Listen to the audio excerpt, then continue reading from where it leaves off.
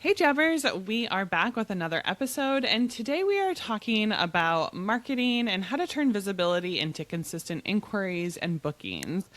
With us, we have a special guest. Her name is Becca Pountney, and she is a wedding business consultant and marketing expert helping wedding professionals strengthen their marketing, particularly across social media, so they can turn visibility into consistent inquiries and bookings.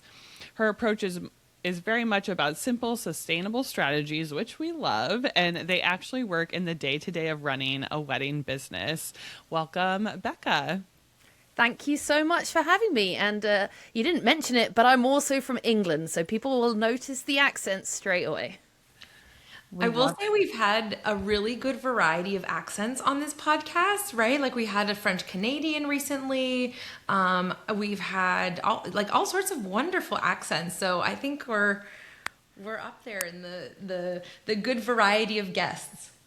Good. Well, I hope people enjoy my accent whenever I come to the States. People always ask me to read certain things. In fact, recently I flew through North Carolina just to go onto the Bahamas for a speaking gig. And I went into Dunkin' Donuts, and the man behind the cashier's desk asked me to say the word chocolate over and over again before he would serve me my donut. What? So on behalf of Americans, we're sorry. Yeah. Apologies. It's okay. He clearly liked my English accent. So anyway, hopefully you guys won't make me do that today. So Becca, tell us a little more about your background. I'd love to know how you got into marketing. Like, where did you start off? Do you work with a lot of wedding owners or more just like small businesses? Okay, so right here, right now, 2026, I work with small business owners in the wedding industry predominantly all over the world and venues, helping them become more visible with their marketing. But if we go back, so I've been doing this 10 years. Pre that, way back when I graduated from university, which is your college, I worked in television and radio, which is where my kind of interest in marketing really peaked and I was learning a lot of stuff on the ground. I did that for a number of years in some mainstream television programs that you've probably heard of, such as Deal or No Deal, which I know you also have in the States, and our equivalent of Dancing with the Stars, which was called Strictly Come Dancing. So I worked on some big programs, and then I worked on national radio. And then, like many people in the wedding industry, I decided I wanted to settle down, I wanted to have a family, and so therefore I didn't want this big job anymore. And so while I was on maternity leave, I went back right to my roots, which was my degree in television production, and I started a wedding videography business. And so that's where the two worlds collided, wedding industry and marketing. And it was an unusual wedding business because I never actually went to a wedding, but I had a wedding videography business. So do you want to know how that worked? Yeah, tell us. Yeah. Okay, so this is going to date me slightly, but basically because I had this small baby and I wanted to be in the wedding industry, but I didn't want to go to weddings, I shipped the cameras, and it was a physical camera back then because phones weren't as good as they were, to the guests. The guests got their friends and family to do chaotic filming of the wedding, and then they'd ship the camera right back to me, and I would sit in my house while the baby slept and edit their videos together. And so it was kind of like content creation of today, way back, because they had these crazy raw chaotic videos that I then edited into something they could enjoy, and it was a whole lot of fun, and that was how I ended up stepping into the wedding industry way back. And that trend is trending again right now, right? Like, Kari, you're probably gonna say the same thing. The camcorder style 90s DIY home video is very hot right now. And so you let the internet know that Becca was ahead of her time on this trend. And so, like, you obviously you don't do this anymore, right? Did you sell that side of the business, or you just kind of closed it down? So what happened was I was in one area of the UK. My husband got made redundant and he had a new job. So we had to pick up our 1-year-old child then at the time and move across the country to just north of London where we are now. And I don't know about where you guys are, but for us in the wedding industry, it's very regional, and you go to your networking groups and you know everyone in your region, and I'd grown this business, and suddenly I found myself in a brand new region and I didn't have the same connections. So I decided to start a small networking group for wedding professionals because I'd been to one where I was before and there wasn't anything in my area. And so I ran this group for the first time and 30 people came. And so suddenly I had 30 new friends in the wedding industry. And the goal was to grow my wedding videography business and continue doing it in that part of the region. However, what happened was at these networking meetings, people were asking me about marketing and we were chatting about my background and I started helping them with their businesses. And this is, again, going back 10 years, the big platform of the time was Facebook. And so someone said, oh, can you just like at the next networking, step up and just give us a few tips on Facebook? And so that's what I did. And 10 years later, the wedding videography business, I closed it down and now I help people with their marketing and it's grown and grown and grown. That's so cool. I also feel like getting those videos back would just be very comical. Like, you just don't know who had that camera throughout the night. So what a wild, I guess, like post like video production thing to like witness and then send that back to the clients. That would be pretty fun. Yeah, there was definitely some things that never saw the light of day once I'd seen them. And I was like, I think we'll just leave that to one side. But it's amazing because, you know, again, like today's content creation, if you're just trying to get like a 60-minute, 2-minute video, and they filmed everything, like a lot of stuff. And so actually it was quite easy to turn their chaos into something really fun and memorable. And yeah, it was a lot of laughs. But the reason that it kind of faded out, as well as the other part of my business growing, was because as my children got older, and again, I don't know whether you guys have children, but anyone listening that does, the older they were getting, the more I was like, I need to get out of my house. And so sitting behind a computer and editing was becoming harder and harder, whereas going out and running the workshops and running the networking was giving me energy. And so it felt like the right time to separate the two. So, okay, when you were at these networking events and people were saying like, tell us about marketing, how did they know you were good at marketing? Like, what were you doing that made people curious about your marketing skills? Okay, well, let's be honest for a second, because I can't help tell people what I think. And so actually, it was probably more like me saying, have you thought about doing this? Oh, do you know anything about marketing? Well, yeah, this is my background. And so that's how the conversations would start. Because when you know about something, I'm sure you know this as well. When you know about something and you can see it plain as day and you just want to tell people and you just want to help people. And I think the thing I've realized over the last decade is that in this industry, people are incredibly good at what they do. So they're an amazing planner. They can take the most incredible photos. They can arrange the most beautiful floral display, most of the things that I cannot do at all. But they're not necessarily good at business and they're not necessarily able to understand the marketing, or they don't have the confidence to do it. And so I was just meeting people at these networking events and finding out about their businesses and saying, well, like, how do I find you on social media? Oh, I don't have social media. I don't post. Why not? You know? And so that was how the conversations were happening. I think that's such like a good, I don't know, I guess thing to realize about yourself too, right? Because we all get into this doing what we're good at, right? Like Gabby and I can say we're great at design and logistics and planning and details, but as a business owner, you sort of have to be good at everything. And so which is really hard, right? So it is nice to like get that advice and that piece of information from people who are great at marketing or social media, or bring those people onto your team. Yeah, absolutely. And it's difficult, isn't it? Because a lot of the time at the beginning, people don't have the budget to pay someone else or to get their help. And so actually, even in those peer-to-peer situations and chatting was a great way for people to start learning from each other and upskilling. And you know, now come forward 10 years, we have YouTube videos everywhere. There's podcasts like this. And so actually people are getting more and more access to the information, which they didn't have 10 years ago. But I will say this, they're getting a lot of information, but sometimes it's an information overload, and it's information that can be, no one is necessarily the only one who's right. There's so many ways you can go about marketing. Like some people are like, let me tell you how I sell 6 figures just doing reels. Let me tell you how I'm on YouTube and that's my main driver, you know? And so it can be so overwhelming for people to start, I mean, Kari and I are the queens of overwhelm. We have shiny object syndrome and we want to start a gazillion things, but it's like, you're spreading yourself thin. If you don't have guidance, you don't know where to start and what makes it work for your type of business. And so what are some things that maybe you were seeing as you were coming into the wedding industry that were, I guess, mistakes or marketing things that people were not doing well? Was it that they were trying to be everywhere all at once? Or was it that, were there big things that you're like, everyone is doing this or not doing this? Why? Okay, so I think we're actually going full circle on this because, again, going back 10 years when I came into the industry, my comment was everyone looks the same. Everyone's website looks the same. Everyone's images looks the same. Everyone's styled shoot looks the same. There is nothing to make you stand out. And then I feel like I was shouting that message from the rooftops, and so were lots of other people. And I feel like we kind of went through this period where people were having new websites and they were starting to look different and they were starting to niche.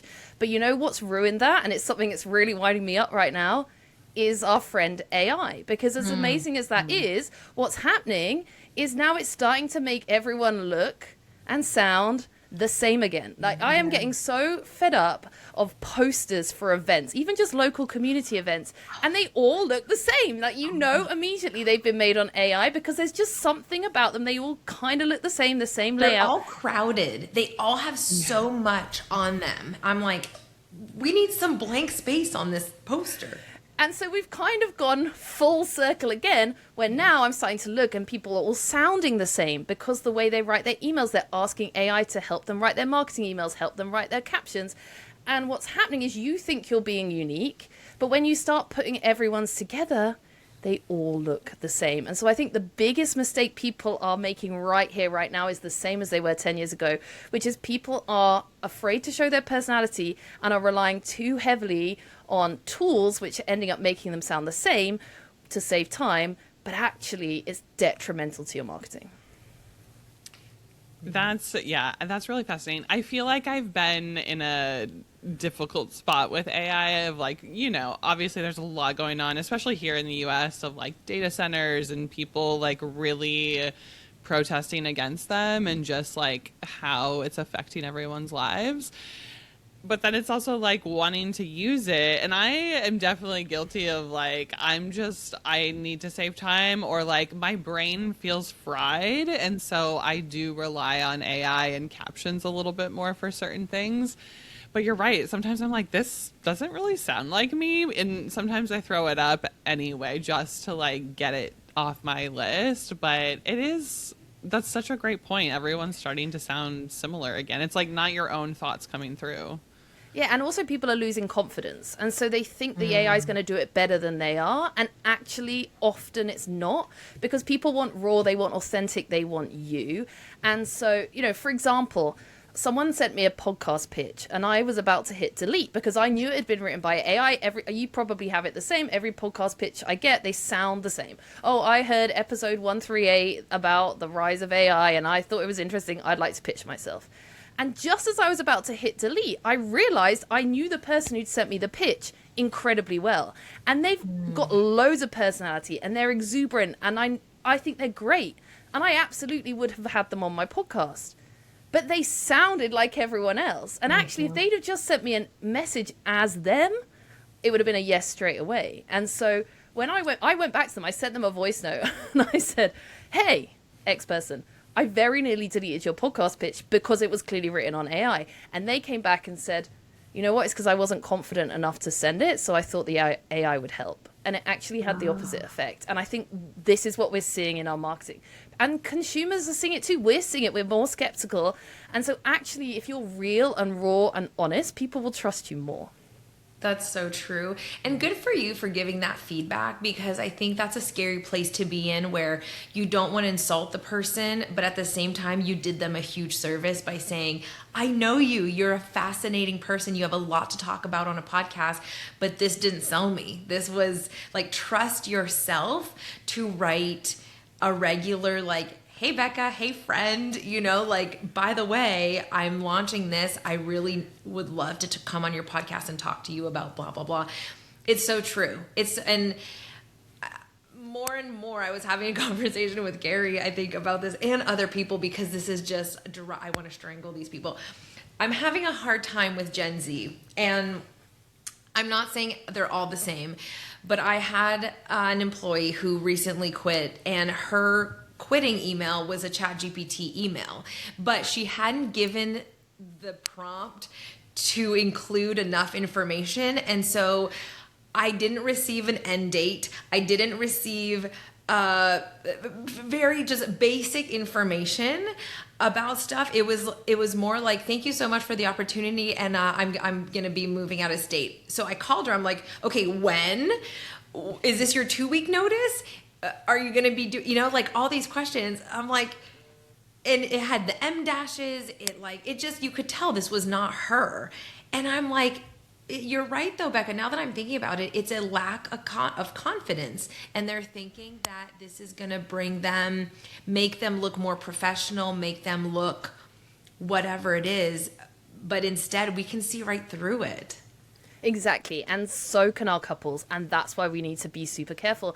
And the other thing is, like, I'm getting more savvy with it. And so I'm asking AI, is this written by AI sometimes? Or we found this website the other day. It was a sales website. Someone, again, one of my clients had sent it to me and said, do you think I should buy this course? And we can come onto the shiny object syndrome when it comes to marketing.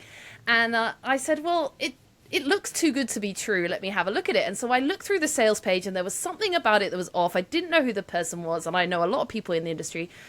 And then I ran through ChatGPT and just said, no, through Claude, sorry, and said, do you think this is a real person? And it said to me, we can see the image file name is ChatGPT 17543 for the testimonials. And so this whole sales page had been written by AI. The testimonials were fake. Everything was fake.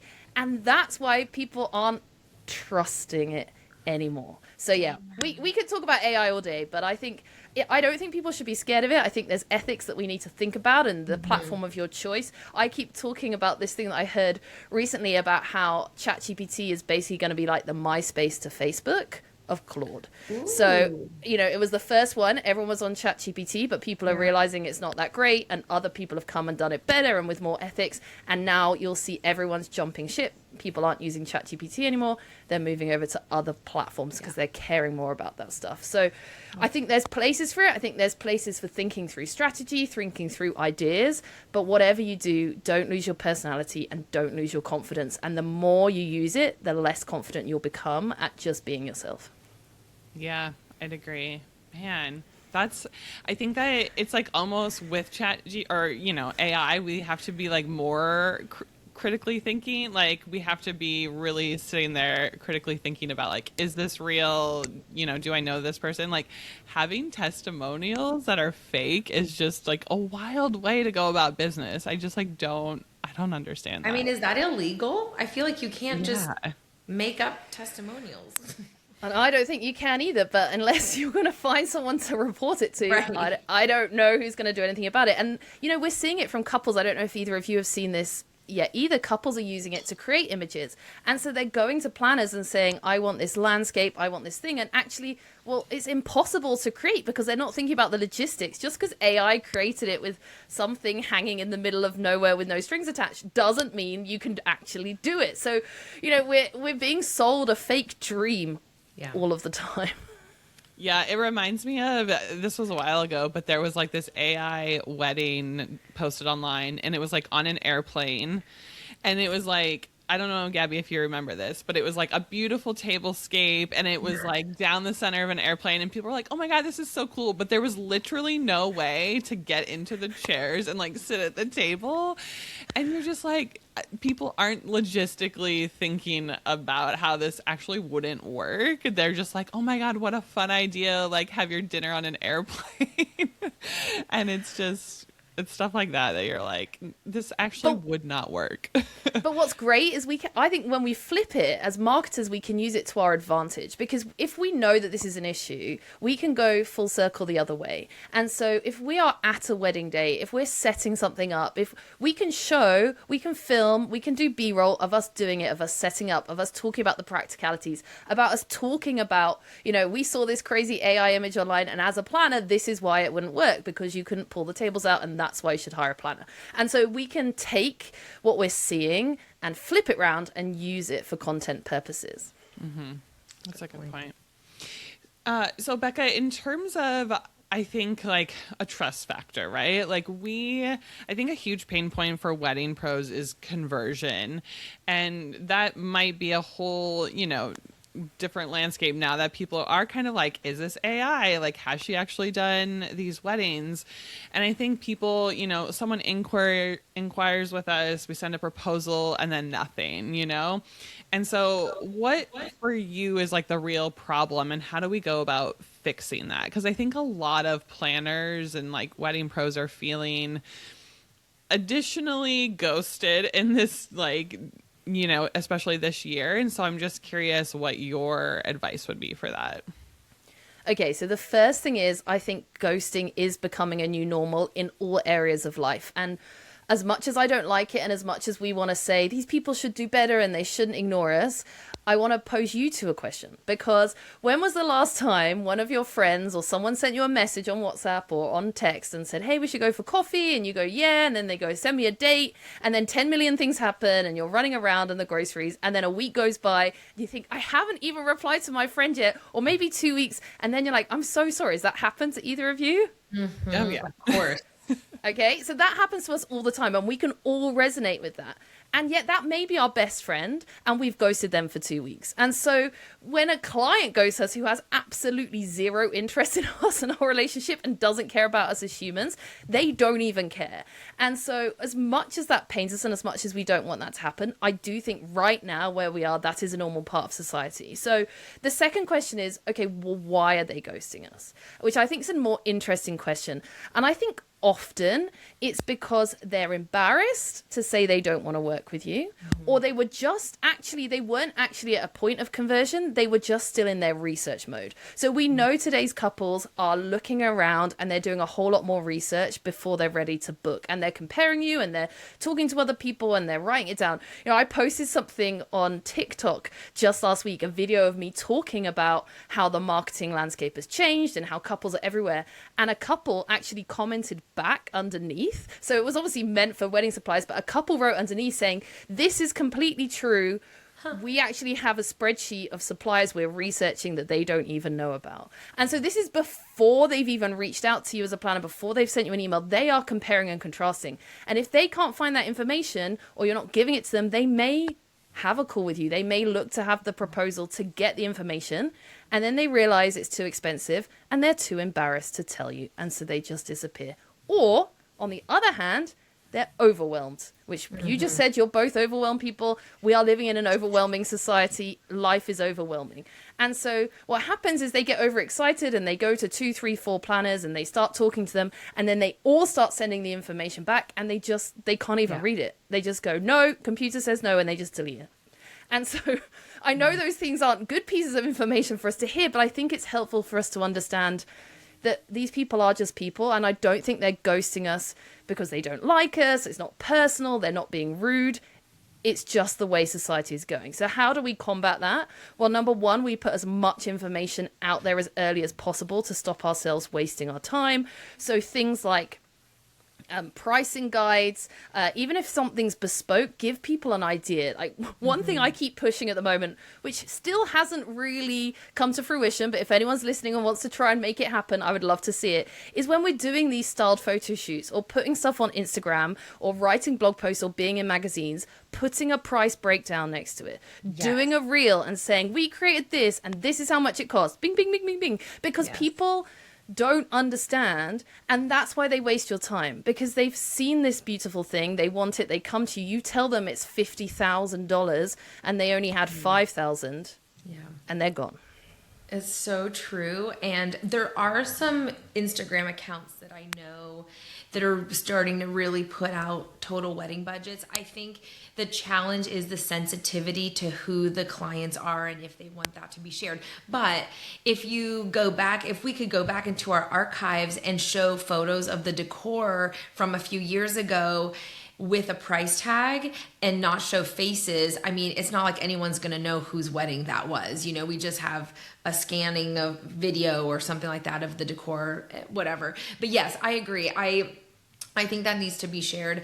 I was going to ask, what, in your opinion, is the right way to follow up with inquiries that have ghosted? Like, do you just kind of let it be because they're overwhelmed, they're panicking? Or is it also our job to say, hey, I know, and obviously we don't know the reason. Are they ghosting because it's price? Are they ghosting because it's overwhelm? Are they ghosting because they're just not in the purchasing? Do you think vendors should at least try one follow up and say something, or do we let the clients spearhead this process? No, I think we need to take back the control, and we do need to follow up and we need to see it as doing them a service, okay? Even though we feel like we're annoying them, because again, we all know how overwhelmed we are. And sometimes we genuinely do want to buy something or book something or do something, and we just keep forgetting about it because everything else has come in. And that reminder is like, oh yeah, I need to get to that. But I think it also depends. There's a lot of nuance in the question because it depends at what point in the journey this is. So for example, if they've just inquired for you for a pricing brochure and then disappeared off, okay, well, maybe you could send them a couple of follow-ups automated just to keep them in the loop, and then they're gone. But if you've actually had a call with them, at the end of that call, you should have decided with them what the next steps are. And also, we can be really honest on those calls. And I say this to my clients all the time. Say to them at the beginning of the call, like, get them on board. Say to them, you know what, like, we put loads of effort into this call. I want to give you everything. I understand this is overwhelming. I understand that price may be a problem if you don't want to give me your budget. We want this to work for you. So what's going to happen is we're going to send you the proposal. And I want to know, like, what time frame you want to come back to me in. I want you to know it's okay for you to come back and say it's out of budget. I want you to know it's okay if you want to go in a different direction. But I know that you're not going to be the kind of couple to just ignore me. Ooh, I like that. Get them agreeing, right? Because then they're like, no, we don't want to be those couples. And we're kind of walking them through that process and making them feel safe. Yeah. Right at the start. And at the end of that call, we're then having a decision with them. We're saying to them, okay, here's all the information. Like, how long do you need and how do you want me to follow up? We take back the control because too often we just go, here we go. And then we sit back and they have all the control. So to answer your question, no, we do want to keep the control. And yes, we do want to follow up. But depending on when in the process it is, will depend how that is. The other thing we're seeing right now in the landscape in the industry as well is that timelines are shifting. So it used to be we could have a call with someone and we'd know pretty much within a week or two whether or not they were going to go ahead. But what we're seeing, and I'm seeing this particularly with venues, but you may be seeing it in other areas of the industry as well, where they come, you have a really good call, and then they disappear off the face of the earth. Then you assume they're not going to book you. And 3 months later, they said, we wanted you all along. We're ready to go ahead. And you're like, what? What? Yep. And it's because their timeline is totally different to our timeline. Like they're making the rules. And so the rules that used to be the way are not necessarily. And so keeping in mind it's not a no until it's a no is a good ethos to have. That's a great follow up at the end of the call. Like, what's your timeline? When are you looking to make a decision? Because I often end the call being, we confirm they want a proposal. I say I'll get it to them in the next, 24 to 48 hours, and then we'll circle back type of thing. And recently I've had 2 people who just completely ghosted me after a proposal. And I'm like, I think that's helpful what you said, to be like, don't take it so personally, because the society has changed and everyone is overwhelmed. But I love that question of what's your time frame so that I can better serve you in the end. And I think that's where people lack the confidence to say that on the call. They don't want to over pressure them or feel really salesy. And I think that's where that disconnect is for a lot of wedding pros. Yeah, and I think we're so afraid of feeling salesy. Sometimes we're just too far the other way, and we need to just help the consumer give you the answer. I just had an idea. This may be a terrible idea, but people want to be able to opt out without telling you, because they also don't want to upset you. They don't want to tell you, no, we're not going with you, and that's why they feel uncomfortable. But when you get an email and it's do you want to unsubscribe? And you're like, yes, no one will know. I can just hit yes. Maybe we just need to text our clients as if it's a text from a robot that just says, hey, that we need to know if you still want to hear from us. hit stop if you don't. Yeah. You know, just try and give them an out. Like, give us an out, give us an answer, tell us something which feels non-confrontational and feels like a robot. And it's why I get so many of my clients to, at least with those initial follow-ups from brochures and things like that, to automate it. Because what happens is they send more emails because they've forgotten that they're going out. And so they're not thinking, I shouldn't bother them again, because it's just happening. It's not them doing it. Yeah. Gabby used to have, I don't know if you still have a follow-up series of, like, if they hadn't responded in a while to a couple emails, it was like are you okay? Like, kind of a funny, like, is everything all right? Like, are you still alive type of thing?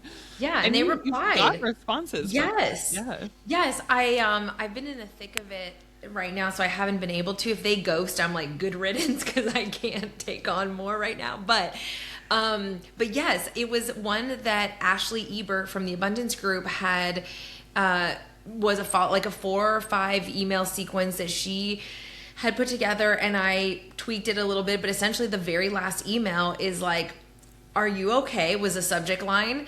And immediately you want to click, because you're like, oh my God, someone thinks I'm unwell, you know?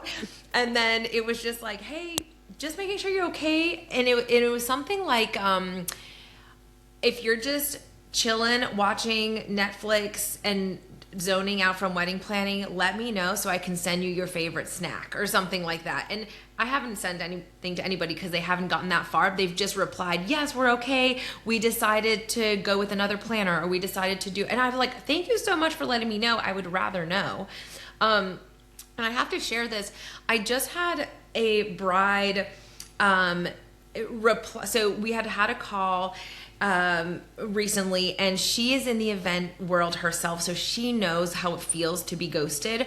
So she was so great. She took the time to email me and say that they went with a different planner. And I was like, you know what? If I'm going to get any good feedback, it's going to be from this bride. So I decided to reply and say, thank you so much for letting me know. May I ask you, who did you book? Why did you book them? And any other constructive feedback you might have for me as a small business owner.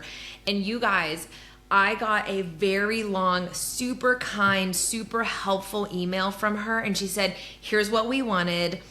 Here's what made the person we selected, what, exactly hit the mark on everything. And she said to me, but I will say, your website, we had to have looked at over 50 people's websites. And she said, your website was my favorite. It nailed the lingo, everything that we wanted in picturing in our wedding day was your website. And it came down to local. She wanted someone in Santa Barbara for this wedding, which was totally fine. But anyway, it was so great. And I was like, I regret not asking more people for the reason why they didn't go with us. She did give me some really great feedback on the length of my inquiry call, which was actually too short. And she would have preferred a longer call. So I immediately made that change because she was my new dream client. And I was like, I need to hit everything she's saying. But anyway, all that to say, if you can get a reply from someone who is ghosting or someone who's declining your services and ask them for feedback, highly recommend. Yeah, absolutely. But you also have to be ready to hear it. And I think often we don't want to hear the feedback, which is why we get scared and we don't ask. But you're right, you can learn from it. Now, not all feedback is good feedback. You had a good example there. And sometimes people say something and it might hurt because we're very close to our businesses. But also, I often say to people, it's not personal. Some days I want to go to Starbucks and some days I want to go to a different coffee chain, but it doesn't mean I like one more than I like the other. It's just that day I happen to like that one. And sometimes it's as simple as that. They just happen to resonate with the other supplier more, the other planner more. They had a slightly better fit. There was one part of their service. That doesn't mean you necessarily have to change everything about what you do, because on another day, a different person could like the other person. So I think on feedback, yes, absolutely ask, but be ready to hear it and be ready to filter out what's not helpful. Yeah, and that's how you're going to grow. If you don't accept feedback in general, you're going to stay stuck in the same place. I was gonna say, Yeah, I and feel that- like that's helpful. Like, leave out what you feel like you don't want to change. But for you, Gabby, you're like, this is an ideal client. Yes. You know, because I feel like we could take some of that really personally and then be like, oh my God, I have to change my whole process. And it's like, that's not necessarily true because, like you said, one person might love it and another person, it just wasn't for them. Yeah, absolutely. Okay, Becca, so we were talking a lot about, shiny object syndrome. Everyone's getting hit with so much information all over. And therefore, burnout is a real thing in our industry. I know you've said for sure that it shouldn't be a badge of honor, and we agree. We don't think the hustle thing is where people need to be. But I guess, where do you see planners or wedding pros most often creating their own burnout when it comes to marketing? And maybe what's the real conversation we should be having around that? How do we eliminate some stuff? Because I think sometimes that's what it is. It's like, say no to Facebook ads, say no to something else. But what are those conversations like these days? Yeah, absolutely. I think people are burnt out because they're trying to do too much, and it is overwhelming right now out there. And I think what's happening is people will see things and then they think it's going to fix all their problems, and so then they buy another course and they try a different thing, and then they're spreading themselves too thin. And actually, it's not necessarily do less, but it's do more of the right thing. So it's finding what works. Now, when I work with people one-to-one on their marketing strategy, they're quite often surprised about how many questions I actually sit and ask them when we first meet, because they think I'm going to come and I'm just going to go, right, here's the marketing strategy that's going to fix all your problems, and it works for every single supplier. But as you said earlier, everyone has a different journey. What works for one doesn't necessarily work for another. And so actually, before we even get to that, we need to go back and look at, okay, well, what have you done so far? What's worked for you in the past? Can you tell me your data? Do you know your numbers? Now, this is going to call a few people out on this who are listening to this when I start asking these questions. I'm not asking you to answer them, but I'd like listeners to think about them in their own head. So, for example, do you know where you're at this year compared to last year? So, have you got the same amount of weddings booked, more weddings booked as you did this time last year? Are they worth more money? Have you got more value in them? Do you know what your monetary target was for the year? How far off that are you? Do you actually need 100 more weddings, or do you just need one more wedding and then you've hit your target? When you look at your marketing sources, do you know where most people came from? Are you looking in detail at your Google Analytics? How did people find your website? Do we know the conversion rate? How many inquiries do you have to convert to a call, and how many calls do you have to convert to a booking? There's so many detailed questions. I'm stressed. I want to know. You're stressing. But those things give us answers. Because when we don't know the answer to those questions, we're just guessing. And when we're just guessing, we're listening to what people are telling us on TikTok and thinking they have all the answers. Whereas actually, often we have the answers within our business already. We just need to find the answers. So, yeah, I don't know what data you're tracking. I'm just going to shut my curtain because it's getting brighter and brighter here. But yeah, I'd love to hear from you if you are tracking any data and what you're looking at. Well, Becca.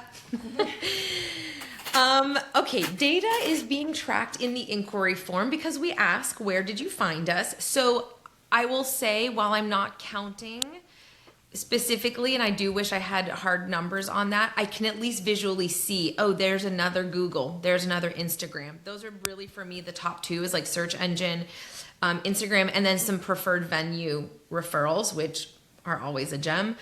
But yeah, it would be so nice to see realistically the numbers on that, because I've been curious about Instagram ads and if that is something worth investing. Or I know some people that are listening probably advertise on some of the wedding websites. Like, are you getting the quality that you want, or are you more of a quantity type business? Both exist, both are great. So yeah, I understand that is, and it doesn't make sense, like you said.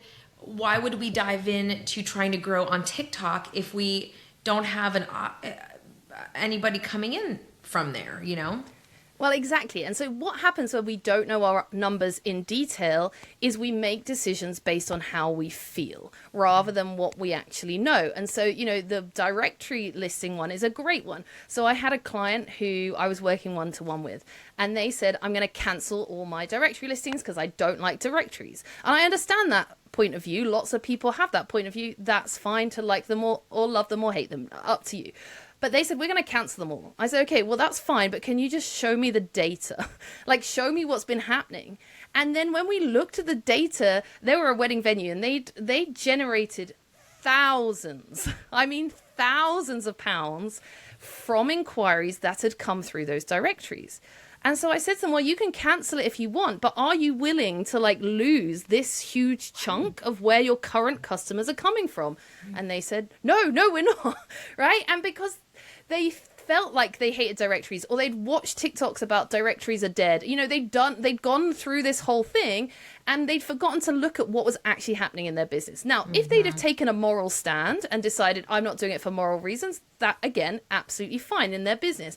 But you can't say it's not working for me without looking and understanding the numbers. And I think sometimes if something's working, well, double down on it. So I had another client I was working with who were doing wedding shows. And they said, we think we're going to stop. I'm curious about those because for me, it's a no. But yeah, same. But for this client, they said, I've been told I shouldn't do wedding shows anymore. It's a no. People say they don't work. So I looked at their data and I said, well, last year, most of your booked clients, and booked clients are different to just inquiries, came from wedding shows. So maybe you actually want to try for 6 months doubling down on that and seeing if it works or not. And so I think this is why just listening to a one-size-fits-all answer isn't always the right thing, and why sometimes working with someone to help you with your strategy, or just working with yourself. Like, I'm a big advocate for just book a day in your diary, go to a coffee shop, write things down and look at your data, or do it with someone else if you can't do it on your own. But look at this information before making decisions. One of my things when I work one-to-one with people, I feel like more and more I'm becoming a therapist. And so I'm telling them, be confident, don't feel like you need to use AI. But also they message me before they buy something and say, do I need this? And I say, no, you don't need this. No, I don't. Because we're being bombarded with quick fixes. Buy this email sequence. And some of those things are good, but we need to filter out the good from what we actually need. Now, if we were to look at, for example, Gabby, we went in depth in your email nurture sequence, and we looked at the data, and we looked at as in depth at when people are clicking away from those emails and where we're losing them. Okay. And we realized, okay, email 3 is becoming a problem. If you were then to go and pay for a course to help you write better copy, that would make sense to me, because you're fixing the problem we've found. But if it just pops up on your Instagram one day and it's not a problem you're trying to fix, sometimes the answer is no. We don't need to buy that right now. You need to sit with Kari and I while we're just scrolling, and so you can be like, no, you don't need that. I think it's a service I need to start charging for, the Becca No service. Just send me links and I'll be like, no. No. I think you're so right. We're so inundated with have a 10K month. You just need this one simple funnel or hook on your reels. And it's I think we're so afraid to look at the actual numbers for some reason in our businesses when it's really not that scary. It's we have all the information, but I think we are so distracted by everything else that we think we need that course, and that'll change everything in our business when really we have the answers already. And often it actually does the opposite, because this is going to sound very cynical, but for some people, they'll invest a lot of money in something that feels like the magic, and that's their last bit of money. And actually, there could have been better marketing ways for them to spend that money.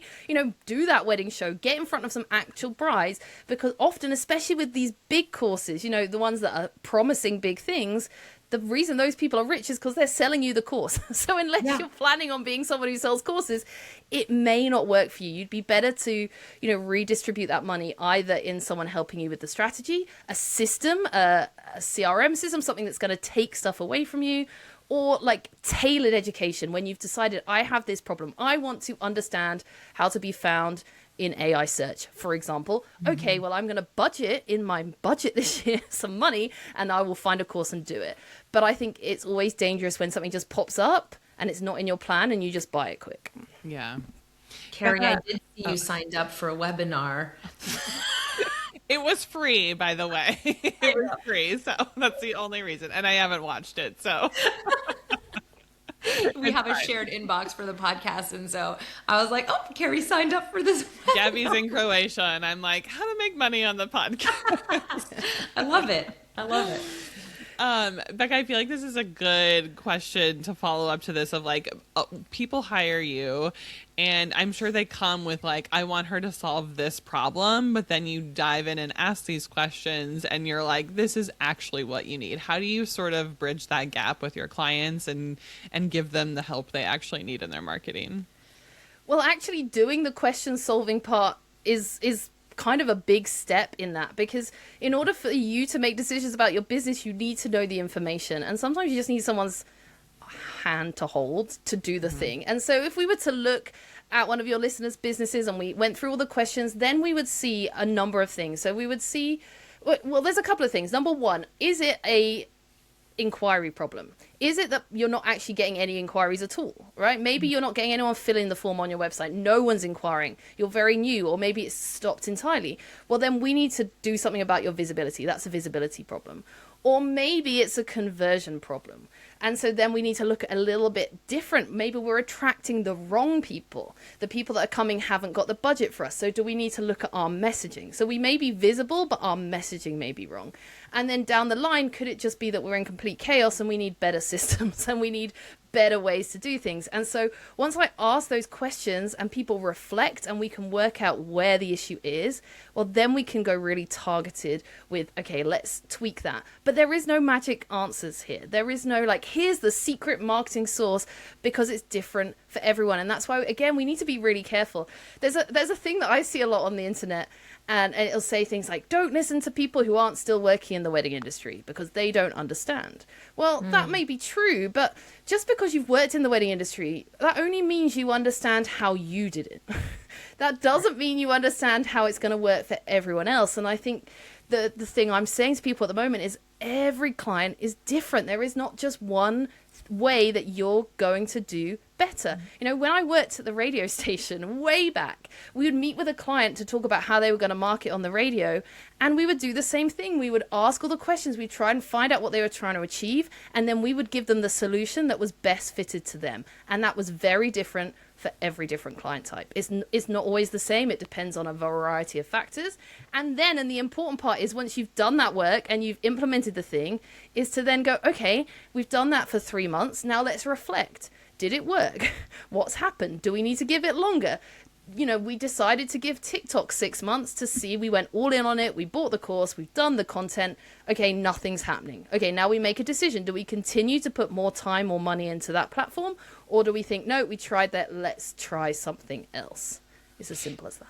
Do you find with most clients that run into these issues, it's like a lack of confidence? They're nervous to dive into the numbers because they think it's like something they failed at? Or like, what are you sort of hearing from clients of like why they don't dive into the numbers, or just look at the systems that they're using? I'm just curious what sort of the feedback is, or what you discover and help people to discover in that process.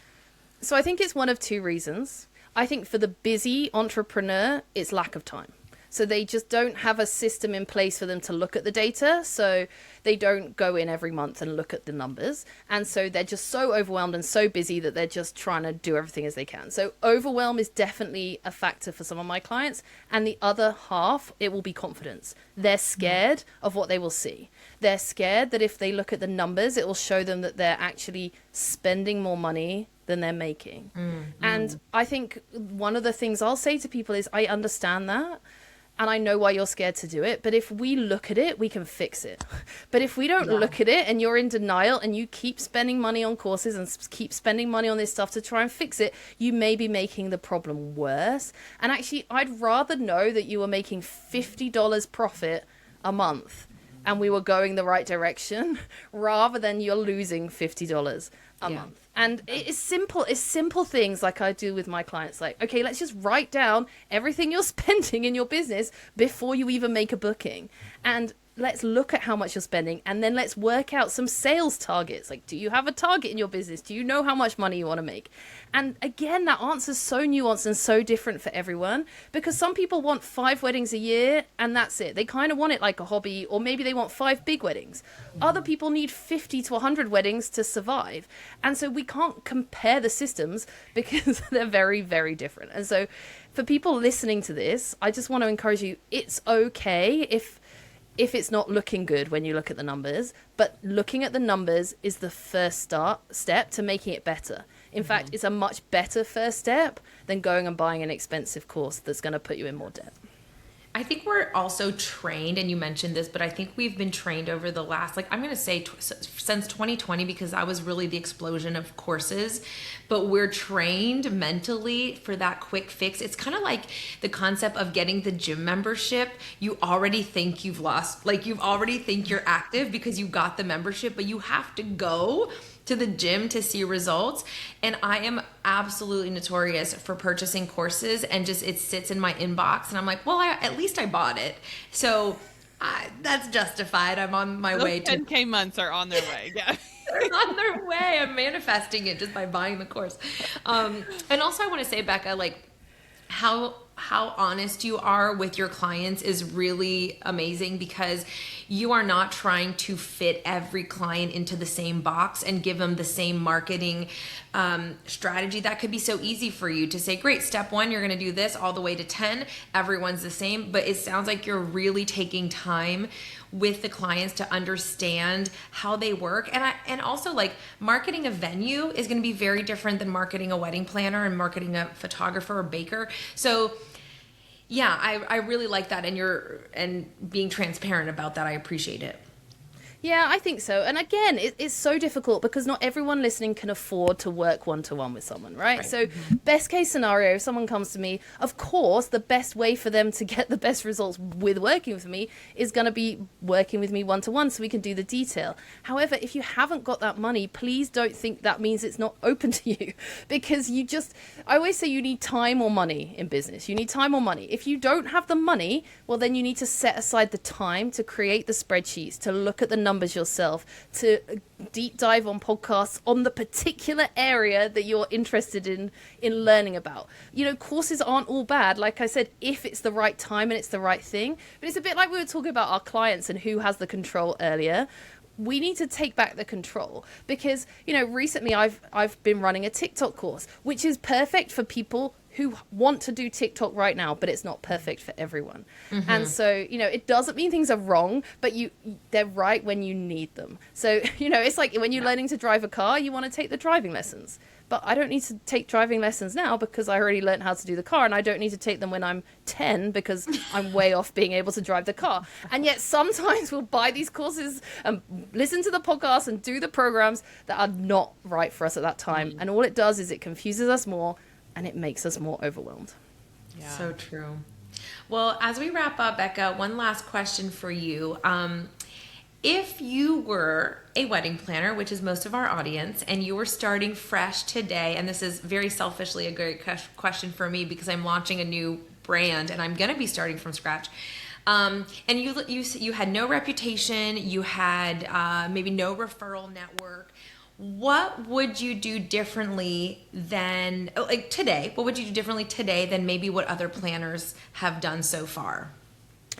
Okay, well, this is going to be a bit controversial, but I think in this noisy, overwhelming theme park world we're living in, the whispers work the best. And what I mean by that is nothing beats word of mouth. Nothing, even though we're in a technological age, nothing beats word of mouth. If you are new or starting something new, go everywhere, meet all the people and tell them about what you do. Chat to them, learn from them, meet your peers, get in physical rooms, because word of mouth marketing, I cannot emphasize how much it works. Okay, let's do another example. Here's an example I like to do. So say, Gabby, you're taking a trip to Disney World, my favorite place in Florida. You're taking a trip to Disney World next month, and you're thinking about, okay, where do I want to eat when I'm in Magic Kingdom? Okay. Now you could go online and you could read every blog post and you could scroll 25 million different TikTok videos about where to eat in Magic Kingdom, and they'll all tell you different things. But we could, on this call, you could say, hey, Becca, I'm going to Magic Kingdom in next month. Have you ever been? And I say, yeah. You know, you have to go to this restaurant at the back of the park. Is a hidden gem that is cheap, is great food. You know, that is going to stand out to you. You're probably much more likely to go to that restaurant that I've told you about than you are to go to anything you've read about on TikTok. And it's the same in our industry. Like, we are recommendation heavy industry. We're a trusting industry. And so if you are new, meet as many people as you can, tell them about what you do and what makes you different. Make yourself memorable. You know, the best marketing I've ever seen. Actually, here's one example of the best marketing I've ever seen. It was about 5 years ago. It was a man in our area who started a videography business. And I was putting on a Christmas party for wedding professionals. And he said, can I come? I don't know anyone. I said, of course you can come. I don't know anyone. He had the best night at that party. He was the party animal. He chatted to everyone. And you know what happened after that party? His business boomed because everyone had a great time with him. Everyone remembered his business. Everyone followed him on social media. And then every time one of their couples wanted a videographer, they were sending them his way. You have to use this guy. He is so fun. He is great at what he does. He does amazing. And his entire business boomed from going to a Christmas party. So word of mouth is powerful. Yeah. I love that. I would definitely agree. I would say some of my best clients who have been like the easiest bookings have always come from past clients that got married, and they're like, so and so raved about you, and like we were at their wedding and we loved it. And yeah, I will hands down say that's always been like my favorite clients. Yeah. And it's not the answer people want, because they want the secret success, but actually word of mouth is a form of marketing. And that's why that's why we need to double down on it. People talk to people, they trust people. And I think even more so as we're going full circle in this AI world, as people are becoming less trusting about what they see on the internet, they want to meet you in real life and know that you really exist. Well, and we've experienced that with Gen Z couples. They want to see the face behind the brand, and they're choosing their vendors based off personality, not just quality of work. Obviously, quality of work is important, but they want to know your personal life a little bit. Like, oh, you love gardening?